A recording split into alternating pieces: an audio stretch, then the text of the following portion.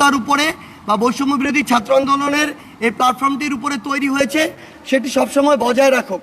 সেটির ধারাবাহিকতায় আমরা আমাদের জায়গা থেকে 10 সেপ্টেম্বর বাংলাদেশের অন্যতম সেরা একটি অডিট ফার্ম তাদের সাথে আমরা যোগাযোগ করি এবং 10 সেপ্টেম্বর থেকে আজকে পূর্ণাঙ্গভাবে তারা তাদের জায়গা থেকে প্রত্যেকটি ক্ষেত্রে তারা বলবেন পুঙ্খানুপুঙ্খভাবে এই অডিটটি করে আজকে এটি সম্পন্ন করেছেন। প্রায় 20 দিনের মতো এখানে সময় লেগেছে এবং সেই জায়গা থেকেই আসলে আমাদের কিছুটা বিলম্ব হয়েছে।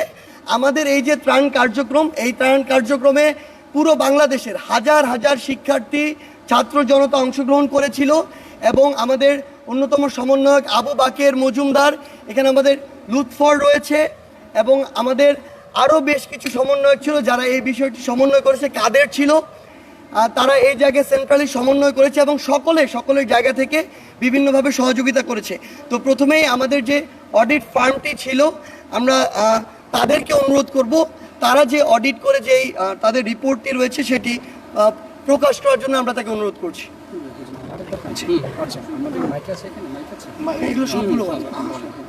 না, আমার আসলে আসসালামু আলাইকুম, আমার নাম হচ্ছে, জোরে বলতে হবে, আমি গোলাম ফজলুল কবির, আমি ফার্মের একজন পার্টনার।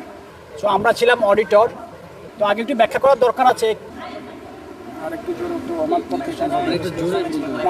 আমি ভালো হতো, যাই হোক আমি বলার চেষ্টা করি তাহলে আপনারা শুনতে পারবেন। প্রথমে একটু ব্যাখ্যা করার দরকার আছে আমার আসলে এখানে আসলে মানে অডিটর কি এখানে আমার অবস্থানটা কি আসলে। তো নর্মালি আমরা যখন অডিট করি আমরা নর্মালি খুবই পতিতদশা রেজিস্টার্ড কোম্পানি বা অর্গানাইজেশন অডিট করি, তখন যে এজিএমগুলি হয় অ্যানুয়াল জেনারেল মিটিং, সেখানে একজন অডিটর উপস্থিত থাকেন, অডিটর একজন রিপ্রেজেন্টেটিভ উপস্থিত থাকেন। তিনি সেই শেয়ার হোল্ডারদের বা অন্য কারো কোনো কোয়ারি থাকলে বা কোয়েশ্চেন থাকলে বা কোনো এক্সপ্লানেশনের দরকার হলে তিনি জবাবটা দেন। যেহেতু বৈষম্যমূলক এই বৈষম্য বিরোধী ছাত্র আন্দোলনের এটা কোনো রেজিস্টার্ড অর্গানাইজেশন তেমন না আইনগত ভিত্তিতে, তো তাদের এজিএম তো ওইভাবে স্ট্রাকচার্ড না।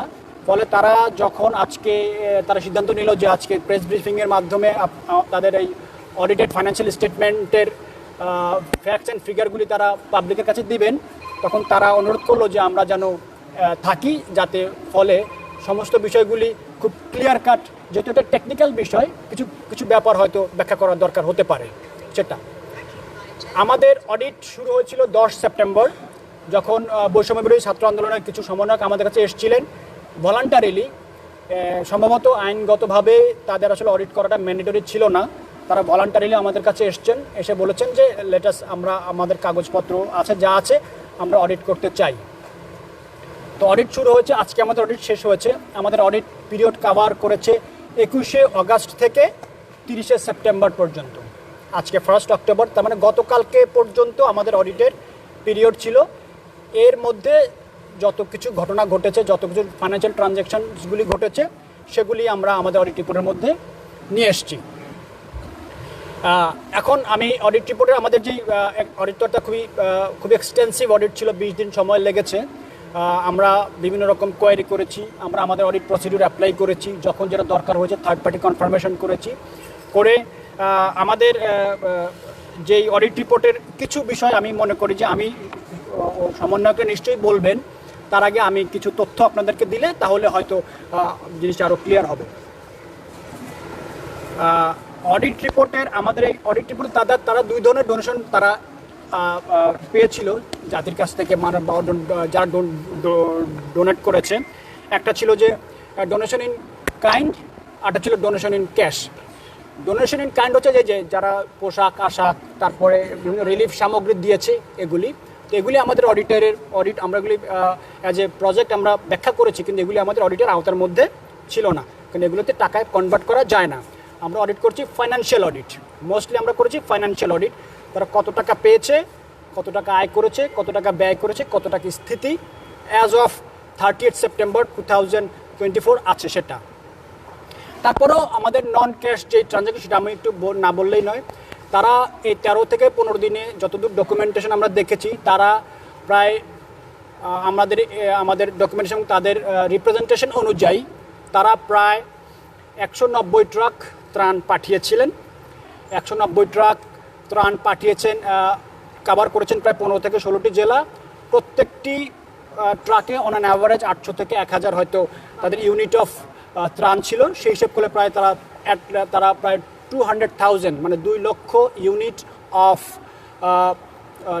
প্যাকেট তারা ত্রাণ দিয়েছেন।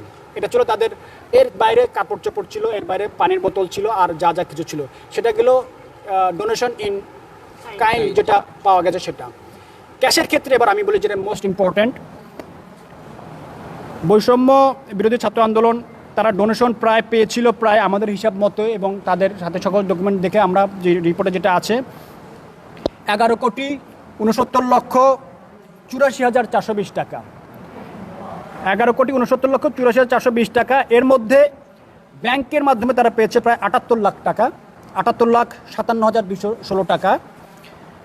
তারা মোবাইল ফাইন্যান্সিয়াল সার্ভিস অর্থাৎ বিকাশ, নগদ, রকেট এই সমস্ত সার্ভিসের মাধ্যমে তারা টাকা রিসিভ করেছিল 99,44,369 টাকা।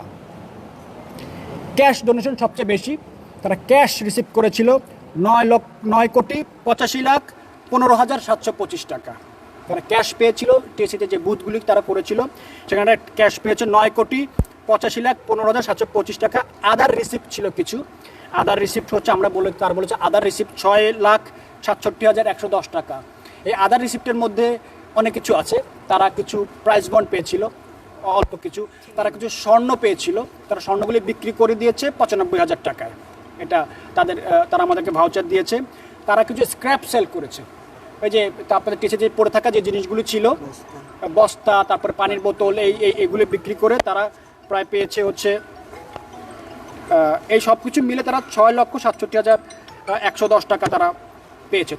ফলে টোটাল তাদের ডোনেশন তারা ইন ক্যাশ অর ইন মানে ব্যাংকিং চ্যানেল মানে ক্যাশ যেটা বলি, ক্যাশ অ্যান্ড ক্যাশ ইকুইভ্যালেন্ট আমরা যেটাকে বলি, তারা পেয়েছিল 11,69,84,420 টাকা। তারা খরচ করেছে 1,78,33,207 টাকা, 1,78,33,207 টাকা। এর মধ্যে তারা রিলিফ আইটেম কিনেছে 1,37,92,000 টাকা। আমি রাউন্ড ফিগারে বলি, একদম ইয়াটা না যাই। হ্যাঁ, আচ্ছা, 1,37,92,130 টাকা। তারা কিছু ডোনেশন অন্যান্য অর্গানাইজেশন এবং পিপলকে দিয়েছে, সেটা হচ্ছিল 12,06,500 টাকা। তারা প্যাকেজিং ম্যাটেরিয়াল কিনেছে 11,24,940 টাকা প্যাকেজিং ম্যাটেরিয়াল। তারা ট্রান্সপোর্টেশনের খাতে তারা ব্যয় করেছে 4,63,020 টাকা। খুব সম্ভবত ট্রান্সপোর্টেশন তার কারো কাছ থেকে সাপোর্ট পেয়েছিল। ফুড ফর ভলান্টিয়ার, যেখানে যে ভলান্টিয়ার তারা ডাক দিয়েছিল, তাদের দাবি মতে তারা ভলান্টিয়ার যারা খাওয়া দাওয়া করেছে, তাদের এন্টারটেনমেন্ট বাবদ তারা খরচ করেছে প্রায় 12,43,497 টাকা। আর আদার এক্সপেন্সেস 3,120 টাকা, এটা তাদের হয়তো একেবারে ছোটো ছোটো যে এক্সপেন্সেসগুলি ছিল সেগুলি। ফলে সব কিছু বাদ দিয়ে এখন গতকালকের মতে 30 সেপ্টেম্বর 2024 সালে তাদের ব্যাংকে ক্যাশ টাকা আছে, মানে ব্যাংকে আছে 9,91,51,213 টাকা। তাদের ব্যাংকে গতকাল অনুযায়ী তাদের যে টোটাল ফান্ড আছে সেটা আছে 9,91,51,213 টাকা। অর্থাৎ তারা প্রায় তাদের যতক্ষণ রিসিভ করেছে in cash through mobile banking or bank statement, তার হয়তো অ্যারাউন্ড তারা 12 থেকে 15% তারা খরচ করেছে, বাকি টাকা তাদের ব্যাংকে আছে। এই হচ্ছে ইন এ নাটশেল তাদের আয় ব্যয়ের হিসাব আমাদের মতে। যদিও তারা প্রথমে যখন যেদিন এসেছিল তারা তাদের যে ড্রাফট যে অ্যাকাউন্ট ছিল সেই অ্যাকাউন্টের ভিত্তিতে এত টাকা থাকার কথা ছিল না। পরবর্তীতে আমাদের অডিট প্রসিডিউর, তারপরে তাদের আরও ডকুমেন্টেশন যখন আমরা চাই, তখন বিভিন্ন খাত থেকে দেখা গেল কিছু কিছু জিনিস তারা যে স্টেটমেন্ট তৈরি করেছিল সেগুলি থেকে অমিট হয়েছে, ওগুলি করে সবগুলি এসছে। আরেকটা গুরুত্বপূর্ণ ব্যাপার যেটা জানা দরকার, তারা বিভিন্ন ব্যক্তিগত কিছু জায়গা থেকে অ্যাকাউন্ট থেকে টাকা নিয়েছিল for the sake of emergency as per the সেই, যে তাদের যে মোবাইল অ্যাকাউন্ট, রকেট অ্যাকাউন্ট, এগুলো সবই ব্যক্তির নামে ছিল। ইনফ্যাক্ট ব্যক্তি নামে ব্যাঙ্ক অ্যাকাউন্টও তারা টাকা নিয়েছে। সো আমাদের অডিটের দেরি হওয়ার একটা কারণ হচ্ছে আমরা সবগুলিকে রিকনসাইল করেছি। রিকনসাইল করে আমরা বলেছি বৈষম্য বিরোধী ছাত্র আন্দোলনের নিজস্ব অ্যাকাউন্ট অন্য কোনো অ্যাকাউন্টে টাকা থাকাটা উচিত নয়, কারণ তাহলে তাহলে এই টাকাটার মালিকানা আইনগতভাবে বৈষম্য বিরোধী ছাত্র আন্দোলনের নামে থাকে না। কারণ যে কোনো একজন ব্যক্তিগত ব্যাংক অ্যাকাউন্ট থাকলে বা মোবাইল ব্যাংকিং অ্যাকাউন্টে টাকা থাকলে সেটা চলে যায়, তখন কী হবে? এই টাকাটা তো তারা পাবে না।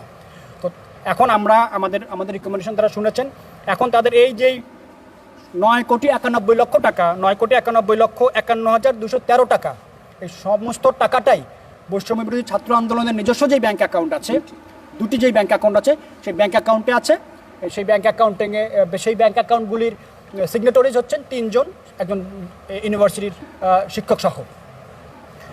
এই ছিল মোটামুটিভাবে তাদের আয় ব্যয়ের একটা সামারি। আর অডিটে এই যে ওনাদের মিস্টার সমন্বয়ক যিনি বললেন যে 20 দিন লেগেছে, আবার আমরাও একটু কনসার্ন ছিলাম, সোশ্যাল মিডিয়াতে এটা নিয়ে অনেক কথাবার্তা হচ্ছিল।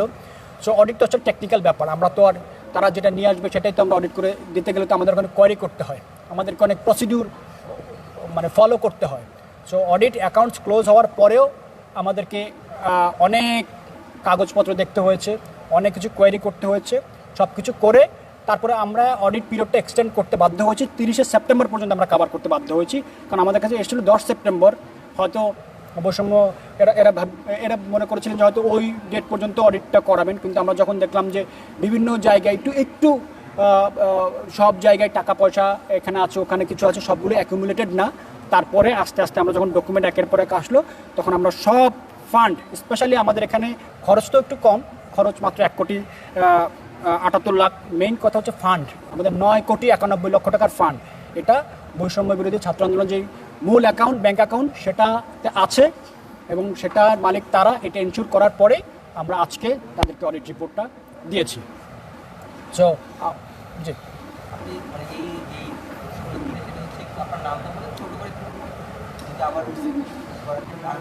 আচ্ছা, আমার নাম হচ্ছে গোলাম ফজলুল কবির FCA। আমি PKF আজিজ হালিম খায়ের চৌধুরী চার্টার্ড অ্যাকাউন্ট্যান্টসের পার্টনার। আমরা এই বৈষম্য বিরোধী ছাত্র আন্দোলনের এই যেই ইমার্জেন্সি রিলিফ ফান্ড এটার অডিটর হিসেবে আমরা কাজ করেছি। আর আমাদের ফার্ম হচ্ছে PKF ইন্টারন্যাশনালের বাংলাদেশের মেম্বার ফার্ম। এই আর কিছু কি বলতে হবে?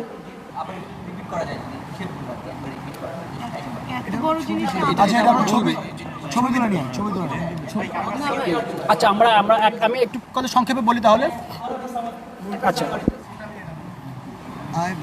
আচ্ছা, আমরা বৈষম্য বিরোধী ছাত্র আন্দোলন গত 15 বছর 21 আগস্ট থেকে 30 সেপ্টেম্বর পর্যন্ত আমরা অডিট করেছি। সেখানে প্রায় তাদের যে ক্যাশ রিসিপ্ট হয়েছে, ক্যাশ এবং ব্যাংক এবং মোবাইল ব্যাংকিং ফাইন্যান্সিয়াল সার্ভিসে টোটাল তারা রিসিভ করেছে 11,69,84,420 টাকা। এর মধ্যে তারা ব্যাংক অ্যাকাউন্টের মাধ্যমে পেয়েছে 78,57,216 টাকা। তারা মোবাইল ফাইন্যান্সিয়াল সার্ভিস অর্থাৎ MFS এর মাধ্যমে তারা পেয়েছে 99,44,369 টাকা। আর ক্যাশ ডোনেশন পেয়েছে তারা 9,85,15,725 টাকা। আর আদার রিসিপ্ট তারা করেছে 6,67,110 টাকা। এই 6 লক্ষ টাকা বেসিক্যালি ছোটো ছোটো রিসিপ্ট, তারা কিছু স্ক্র্যাপ বিক্রি করেছে, স্বর্ণ পেয়েছিল স্বর্ণ বিক্রি করেছে, ও কিছু ডলার পেয়েছিল, অল্প কিছু ডলার পেয়েছিল সেগুলি বিক্রি করেছে, প্লাস প্রাইস বন্ড ছিল কিছু, এই ছোটো ছোটো কিছু অ্যামাউন্ট করে তারা আদার রিসিপ্ট প্লাস তাদের কিছু স্ক্র্যাপ ছিল বস্তা টস্তা বিক্রি করেছে। এর মধ্যে থেকে তারা প্রায় 1,78,33,207 টাকা খরচ করেছে রিলিফের জন্য। সেই খরচের ব্রেকআপটা ছিল এরকম: তারা পারচেজ অফ রিলিফ আইটেম, তারা রিলিফ আইটেম কিনেছে 1,37,92,130 টাকার।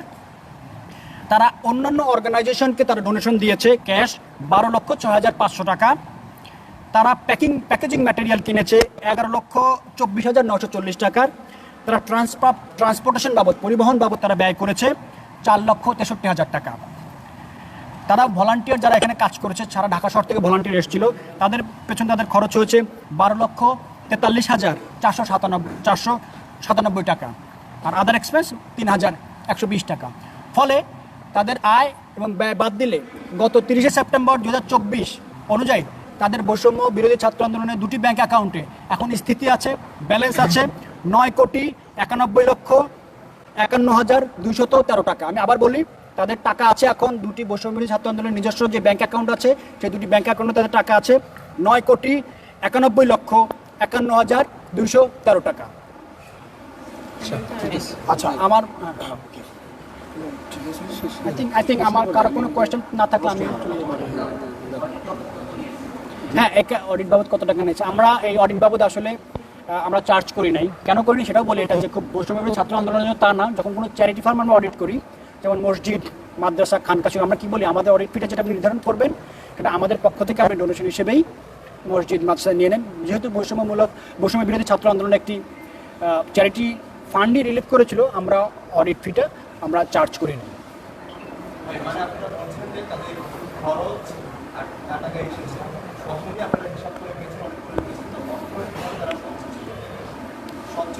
হ্যাঁ, আমরা এমন কোনো কিছু খুঁজে পাইনি যার ফলে আমরা রিপোর্ট করতে পারি যে এই না, স্বচ্ছ ছিল, অবশ্যই স্বচ্ছ ছিল।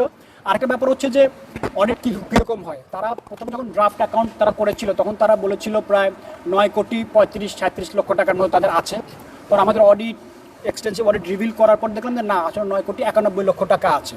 এটা যদি তারা অ্যাকসেপ্ট না করতো, মানে হয় কি, অডিটর তো একটা রিক্যালকুলেট করে, রিকনসিলিয়েশন করে, সব কিছু করে তারা যদি এটা মেনে নেয় তাহলে তার রিপোর্ট করার কিছু নেই।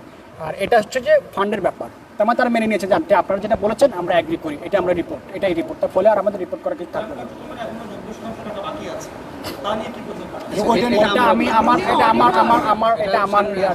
আচ্ছা, অডিট নিয়ে কিছু প্রশ্ন আছে, মানে ওনার কাছে অডিট রিলেটেড।